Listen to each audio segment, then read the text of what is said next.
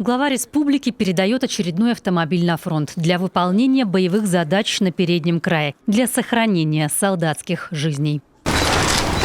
Выполняющий долг. Основная потребность это в технике, потому что техника это, можно так назвать, расходный материал, и без техники никуда.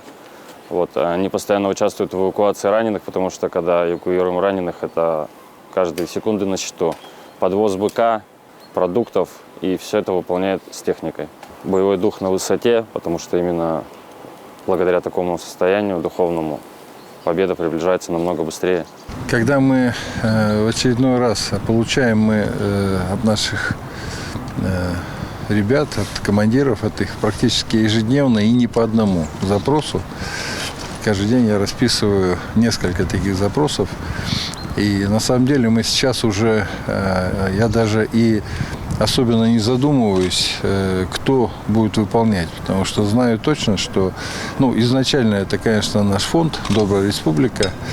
А дальше подключаются все. И руководители муниципалитетов, и бизнесмены, и просто люди, которые сдают деньги в Добрую республику, в складчину. Боец Николай уже второй год на фронте. Сейчас на Авдеевском направлении. На передовой он получил осколочное ранение. После госпиталя приехал в родную республику на побывку. Врачи предложили ему сделать операцию, удалить осколок, но он отказался. Читаю практически каждый день сводки, которые шли во время Великой Отечественной войны. Примерно та же история. Ребята, попадая в госпиталь, решая самые первые задачи, остановку кровотечения, более-менее восполнение жизненных сил, и тут же уходили на передовую. Сегодняшний наш герой Николай, реальный герой, именно такой человек. Потому что, когда ему сказали, что надо прооперироваться, он говорит, тогда сорвутся отпуска моих ребят, которые ждут меня, когда я вернусь из отпуска, и у них дальше идут отпуска по графику. Поступок героя республика оценила по достоинству. Глава награждает его медалью за верность долгу, государственной наградой Республики Коми. И распоряжается снарядить в дорогу, передав все необходимое, без чего никак не обойтись в ратном деле.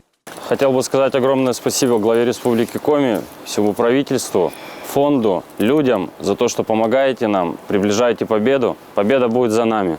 Там на передовой ждут нашего земляка его боевые братья. Они знают, что глава республики передал им фронтовой транспорт, гуманитарный груз, что родной край о них не забывает. У него боец был в роте, который пользовался своим автомобилем.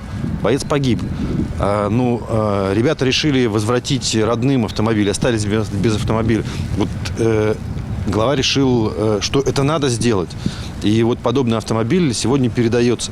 5 автомобилей в течение только января было передано нашим ребятам на передовую. Для того, чтобы они, по крайней мере, в этом не нуждались.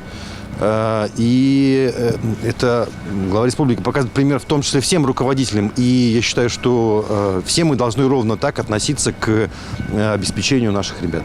О том, что победа на передовой во многом будет зависеть от тех, кто сегодня находится в тылу, в регионе, знают не понаслышке. А потому и помощь приходит из самых разных уголков республики. Только за прошлый год с помощью средств, собранных фондом «Добрая республика», удалось отправить нашим бойцам 15 машин, 3 броневика и 3 квадроцикла, а еще тонны гуманитарного груза.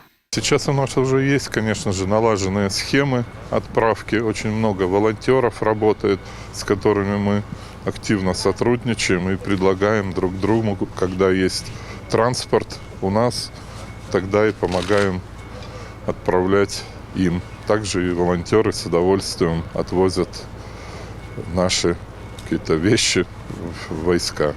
Сейчас к отправке из Коми готовят еще 2 УАЗа. Думать о наших бойцах здесь, в тылу, не перестают ни на минуту. Не только родные и близкие, но и все неравнодушные жители республики. А бойцы в ответ шлют приветы и благодарят за то, что даже находясь за тысячи километров от дома, чувствуют, что их поддерживают и ждут.